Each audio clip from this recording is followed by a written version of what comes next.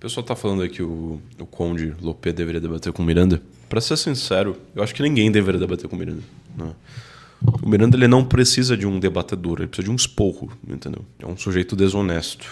Não se deve debater com pessoas desonestas. Uma coisa básica, tá? Uma condição básica para você debater com alguém é que você tenha a seguinte confiança. A confiança de que, se eu conseguir mostrar por A mais B, por meio de um argumento cogente, que essa pessoa está errada, essa pessoa irá admitir. Isso é uma condição para você debater com alguém. Se essa pessoa não cumpre com essa condição, você não deve debater com essa pessoa. Existe muita diferença.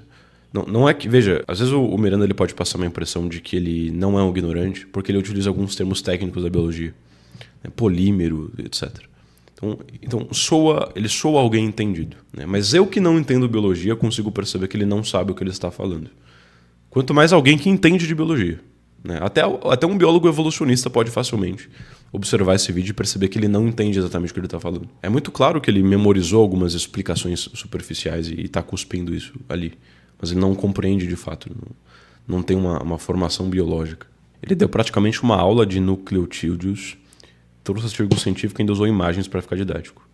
É só pesquisar e irá entender. Me desculpe, Jefferson. Eu acho que ou você não entende de biologia, ou você tem alguma admiração pelo Miranda, ou você é ateu, enfim, você tem alguma espécie de afinidade com o Miranda ou o lado do Miranda, ou uma antipatia com o Cogos ou o lado do Cogos.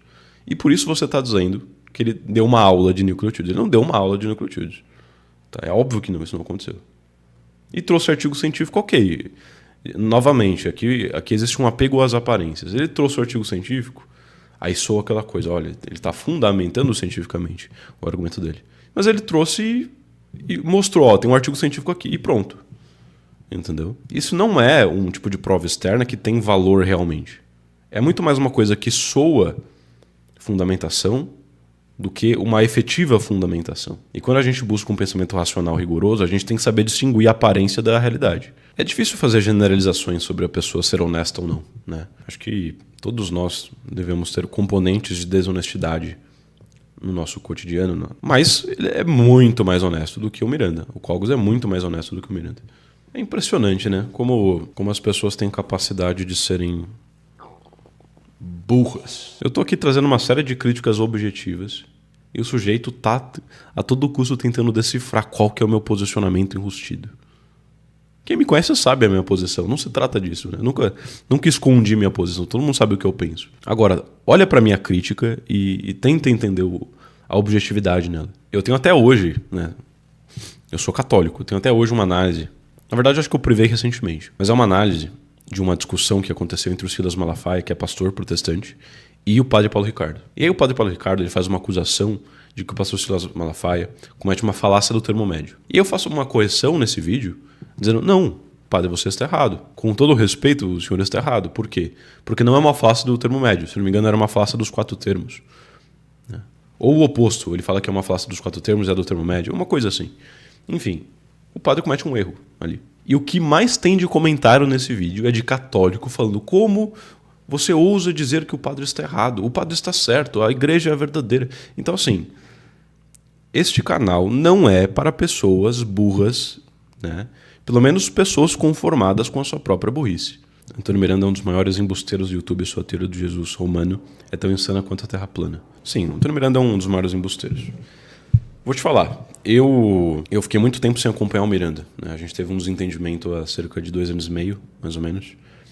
E na época ele, enfim, não preciso nem adjetivar, né? Completamente tosco. Só que como eu fiquei muito tempo sem acompanhar ele, eu dei o benefício da dúvida. Né? Eu falei, não, eu não vou, eu não sei se de repente o cara melhorou, entendeu? Ele é uma pessoa diferente. Então, vira e mexe alguém vinha me perguntar o que eu acho do Miranda, e eu ficava quieto.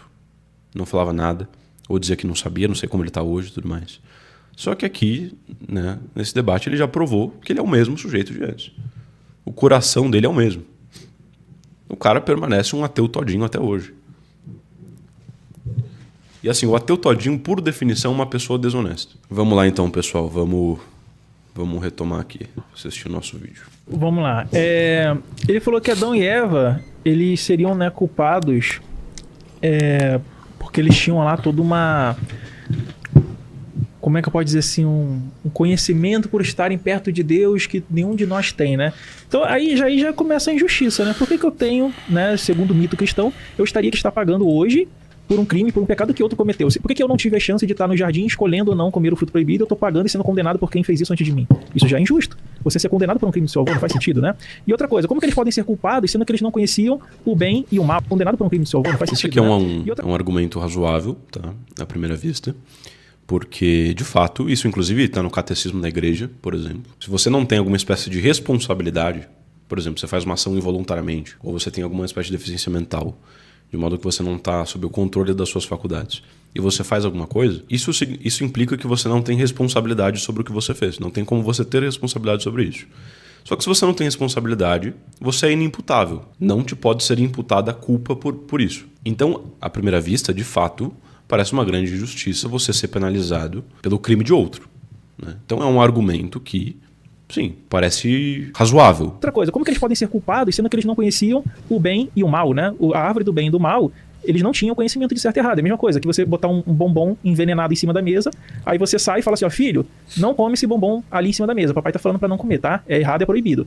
Aí depois entra uma pessoa e fala, não, olha, teu pai tá mentindo, ele só não quer que você coma o bombom porque ele quer comer depois. E esse bombom é o único e é muito delicioso. Aí a criança vai e come. Então, Deus não teve nem a capacidade intelectual de trazer argumentos minimamente razoáveis para convencer Adão e Eva de que não podia comer o fruto.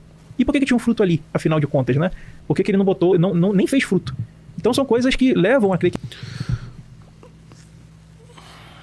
Esse ponto eu me recuso a fazer uma análise. A gente não pode atribuir credibilidade. Se eu fizesse uma análise lógica desse argumento, eu estaria atribuindo a credibilidade a um raciocínio completamente tosco, né? Por favor, existem argumentos ateus que são razoáveis. Eu acabei de citar um exemplo de um argumento que ele mesmo deu que tem um mínimo de razoabilidade. Agora, você falar que Deus não teve a capacidade intelectual de construir um argumento melhor, desculpa, enfim. Que no mito bíblico o próprio Deus articulou aquela jogada ali, né? Deixando ali uma serpente falante convencer a mulher de comer o fruto, né? E não tendo capacidade argumentativa, que eu tenho certeza que um coach teria, né? Um coach seria mais eficiente do que o próprio Deus a convencer Adão e Eva a não comerem o fruto proibido. E ele não entendeu que eu usei o coach de analogia. Sim, aqui fica claro, né, que ele se emburrece a si próprio, né? Ele simplifica a sua própria visão a respeito da coisa, só que não é por estrita burrice. A raiz dessa simplificação não é a burrice.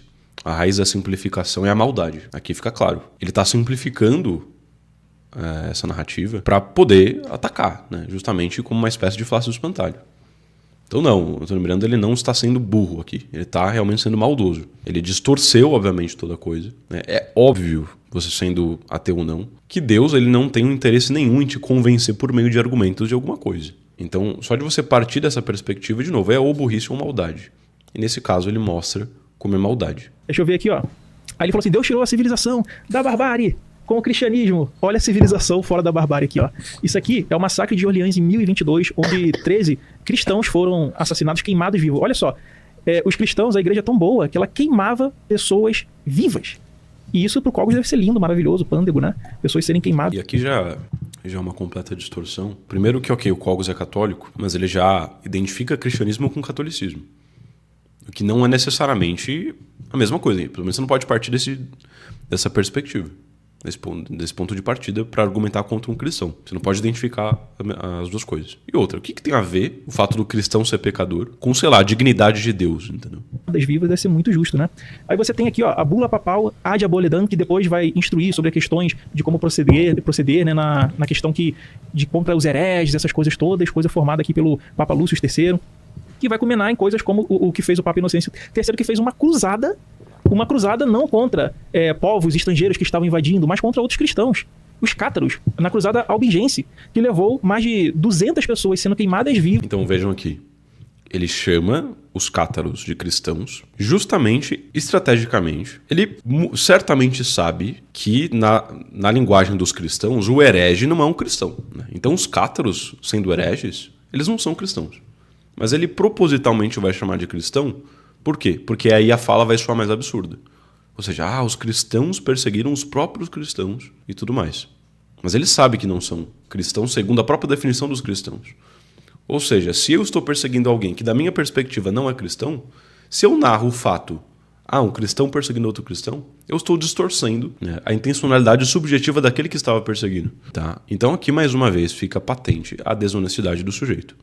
Tá certo? Aqui a gente tem um amontoado de evidência suficiente para não levar a sério esse sujeito até o final do vídeo. Né? Então aqui a gente não pode mais levar o Miranda como interlocutor, né? Dar o benefício da dúvida de que a princípio ele pode estar argumentando de maneira séria. Não. Já está mais do que evidente que ele é um sujeito desonesto. E aí a análise lógica fica muito mais complicada. Porque você não pode... Né? A própria caridade hermenêutica que você aplica é uma caridade que, por assim dizer, ele mesmo não tem. Ele mesmo não vai ter a caridade com Cogos, por exemplo. Então é muito mais difícil você fazer uma boa interpretação do que o sujeito diz, partindo desse ponto de vista. Aqui no cerco de Monte Secu. E isso é lindo, maravilhoso. Isso é sair da barbárie. Né? Sendo que durante essa guerra, entre essa cruzada albingense, cerca de 100 mil cátaros foram assassinados. E isso é sair da barbárie. Eu quero voltar aqui. Ele está falando de sair da barbárie. Quero ver de onde que ele tirou esse ponto. Aí ele falou assim, Deus tirou a civilização da barbárie com o cristianismo. Olha a civilização fora da barbárie aqui, ó. Isso aqui é o massacre de Orleans em 1022, onde 13 cristãos foram assassinados, queimados vivos. Olha só. Tá, ele tá se referindo a uma fala do Cogos, em que ele diz que Deus tirou os humanos da barbárie. Tá, agora entendi o ponto de partida dele. Lindo, maravilhoso. Isso é sair da barbárie, né? Sendo que durante essa guerra, entre essa cruzada albingense, cerca de 100 mil cátaros foram assassinados. E isso é sair da barbárie, né? Além disso, outros que sofreram genocídio por parte da igreja. Aqui também é óbvio que você pode fazer um esforço para tentar interpretar o que significa ser da barbárie da perspectiva de um cristão, né? Só que você não espera essa caridade hermenêutica por parte do Miranda. Foram, por exemplo, aqui os valdenses, né? Os valdenses também foram perseguidos, exterminados, como a gente pode ver aqui, ó, no massacre dos valdenses. Mais de 2.000 pessoas massacradas aqui nesse evento.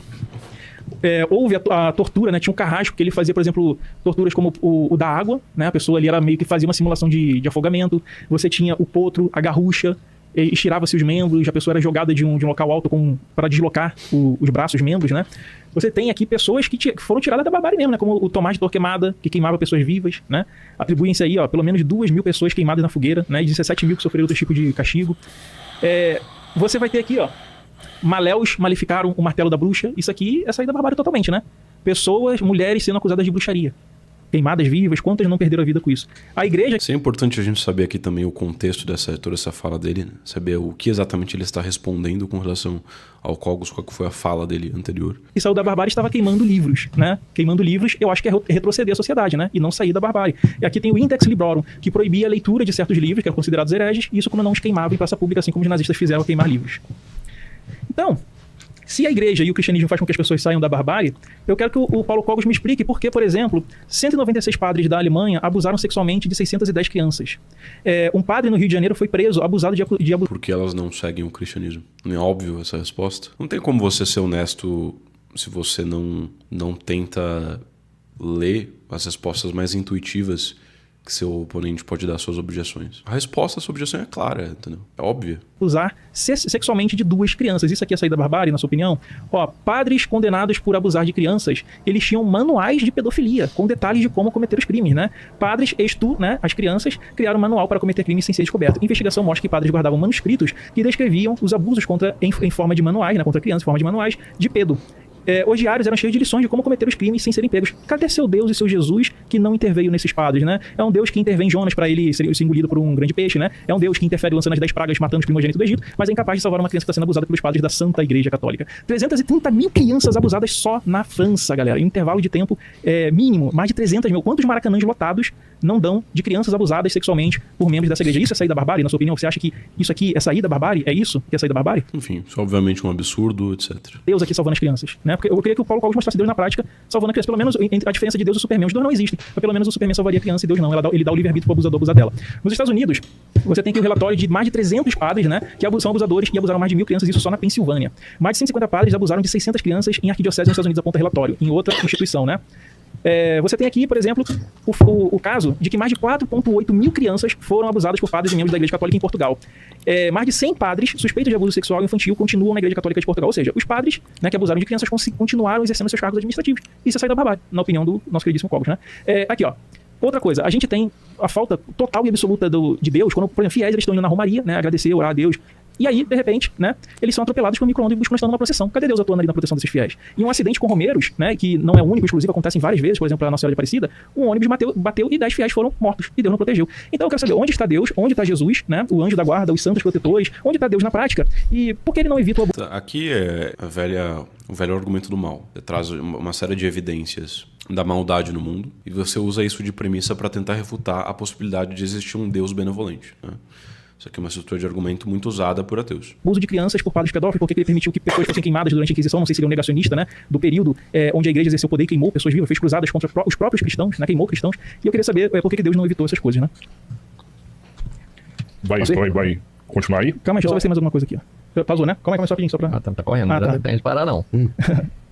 Ele comparou que bater no filho, você dar uma palmada no seu filho, pegar uma correia ali pro seu filho, né, e castigar seu filho é a mesma coisa que você estraçalhar uma criança como Deus fazia no Antigo Testamento, né? Essa é a minha analogia. Calma aí, cara, calma aí, tá no meu tempo. Então, é complicado isso aí, né? Deixa eu ver aqui... Veja que a própria justificação que o Cogos dá à afirmação dele, isso é uma analogia, a postura do Miranda não é de tentar ser compreensivo. Bom, então eu posso ter interpretado errado o que você disse, na verdade o que você fez foi uma analogia, então deixa eu corrigir a minha objeção e tentar melhorá-la, né, para te atingir, né, atingir você na sua melhor versão, na melhor possibilidade interpretativa possível do que você disse. Não. Então o interesse do Miranda é, na verdade, destruir o oponente, né? É refutar o oponente.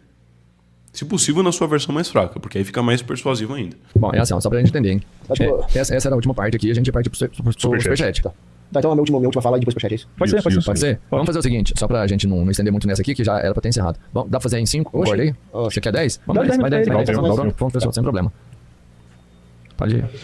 Então o Miranda comparou o fruto proibido lá no paraíso com um bombom de licor lá, né? Envenenado. Envenenado. Só que ele não entendeu como é que a coisa funcionava. Deus chegou para Adão e falou, olha, você pode comer o que quiser aqui no Jardim do Éden, exceto o fruto da árvore do conhecimento do bem e do mal. Por quê? Porque havia um teste de fé e de obediência. Era necessário esse teste. Não, era necessário esse teste. Os anjos Mas ele passaram não por... sente. E veja que o próprio Miranda não cumpre com o que ele fala, né? O Miranda disse, respeita aqui meu tempo, e agora ele está intervindo no tempo do outro. O tempo dele agora, Tempo, Miranda. Só onda aí, rapaz. Um pai pode chegar para um filho e falar, sabendo que o filho tá mentindo, ele fala, filho, você pode me explicar o que aconteceu aqui? Quem quebrou esse vaso? E o pai já sabia a resposta, ele só quer ver se o filho passa no teste de mentir para ele ou não. Deus já sabia de tudo, mas ele queria submeter Adão a um teste, porque isso vai mudar a ordem do universo. Vai fazer com que Adão realmente, de fato, concretamente, tenha desobedecido a Deus. E aí, por que Deus permitiu isso? Santo Agostinho fala, Félix, culpa. Por quê? Nós perdemos o paraíso, mas ganhamos o próprio Cristo, o próprio Deus encarnado como Redentor. Então, de certa forma, foi um stonks, né? A humanidade saiu ganhando porque recebeu Cristo como Redentor. Agora, o fato é que, concretamente, o que Adão fez é um ato imoral, um pecado. E aí ele conheceu os efeitos do pecado. Ele conheceu o mal, por isso se chama a árvore do conhecimento do bem e do mal. Agora, por que Deus não explicou? Você falou, eu entendi a analogia do coach.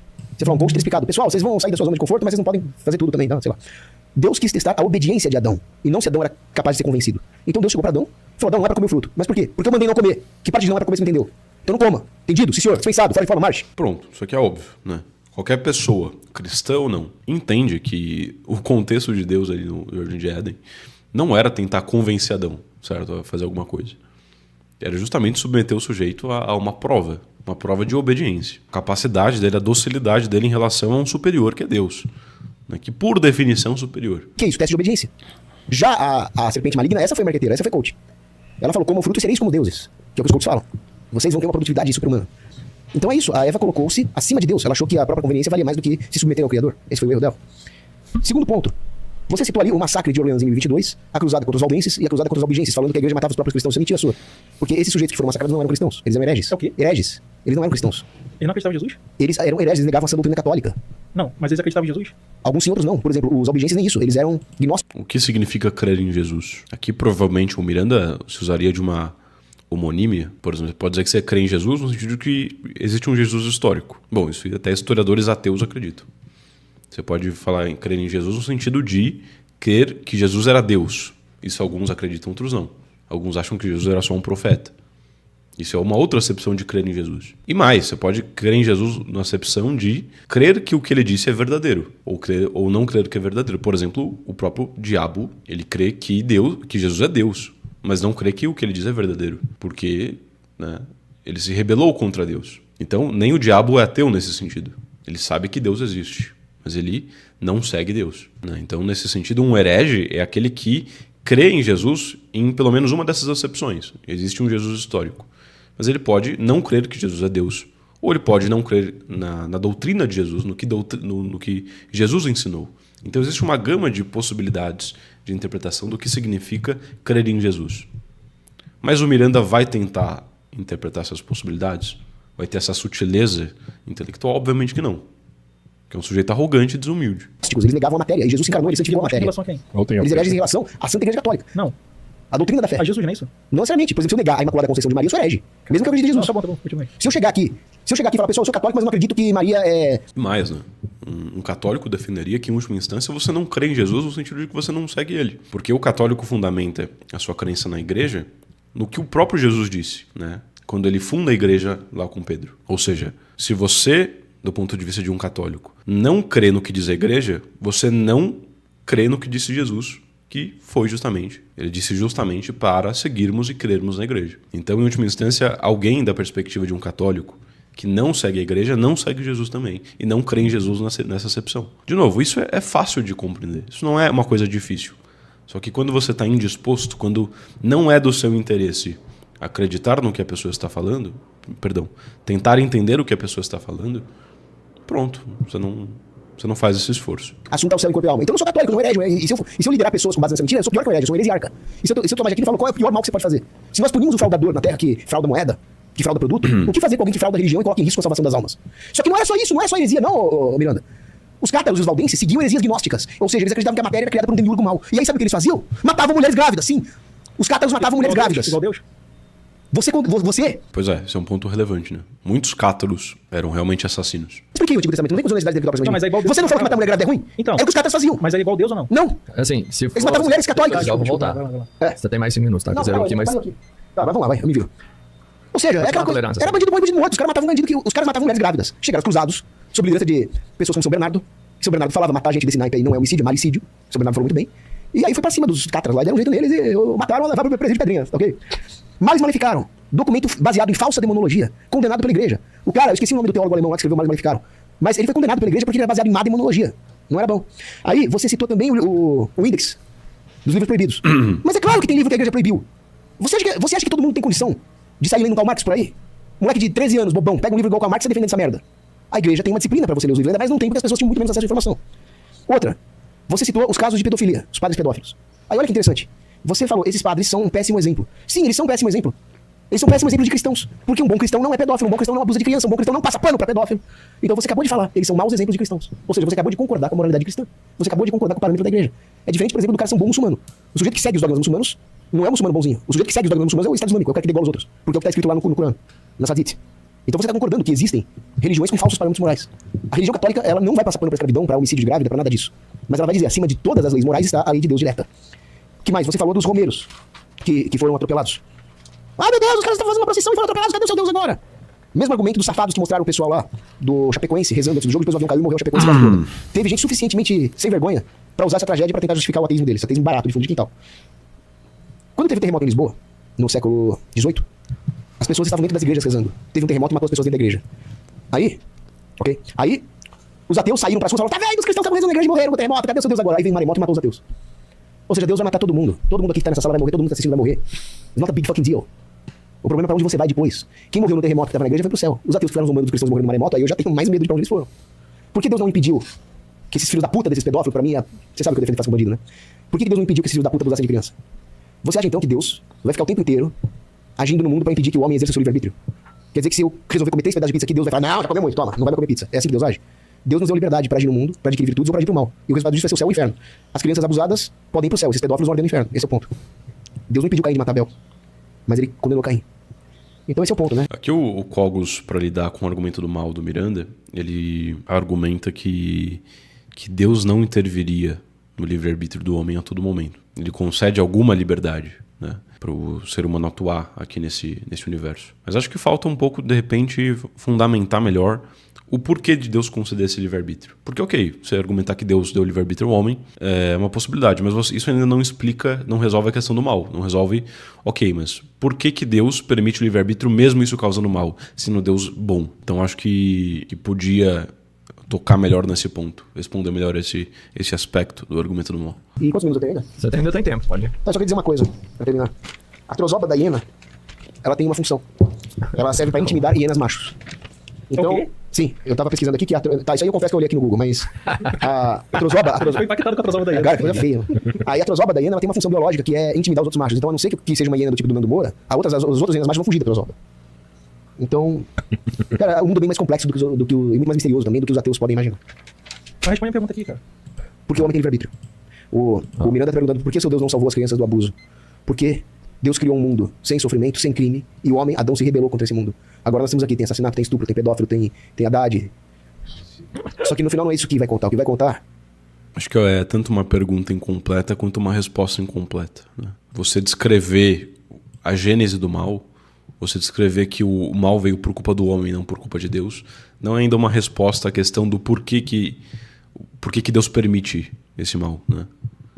É uma resposta insuficiente nesse sentido. Acho que esse ponto poderia ser melhor respondido pelo Cogos. Enfim, pessoal, pra mim chega por hoje de Miranda e Cogos. Mas é isso, tá? A princípio é bem chato assim fazer análise de pessoas honestas, porque a coisa começa a sair muito, muito do nível da lógica puramente e passar para um nível da moralidade. Tá? E é chato ficar fazendo análise moral das pessoas, entendeu? É triste. Pronto. Aqui está então o nosso QR Code do nosso curso de lógica, tá? Para quem tem interesse em estudar mais lógica comigo, aprofundar realmente a sua formação, melhorar a sua inteligência, a sua capacidade analítica para conseguir argumentar com mais qualidade, para conseguir melhorar os seus estudos, para conseguir ter mais profundidade nos seus estudos. Recomendo fortemente que entre para o nosso curso de lógica Prolegômenos Academia de Lógica. Esse aqui é um curso de introdução à lógica, que vai te dar as bases, tá? Iniciais à lógica. É um curso bem barato mesmo, para você ver se você gosta da coisa ou não. Né? Não chega a ser, não é um curso superficial, longe disso, é um curso de introdução. Então, um curso que a gente vai passar por certos temas com uma profundidade relativa, tá? Então, é uma coisa que vai te exigir papel e caneta, papel e caneta exatamente. Então, você vai ter que se esforçar, vai ter que sentar e estudar realmente, vai ser um estudo, mas ele é uma introdução, né? A formação avançada a gente vai dar na Academia de Lógica, que é um curso posterior a esse, que não foi lançado ainda. Está fechado no momento. Tá? Só que quem é aluno dos Prolegômenos da Academia de Lógica tem um desconto na aquisição da academia.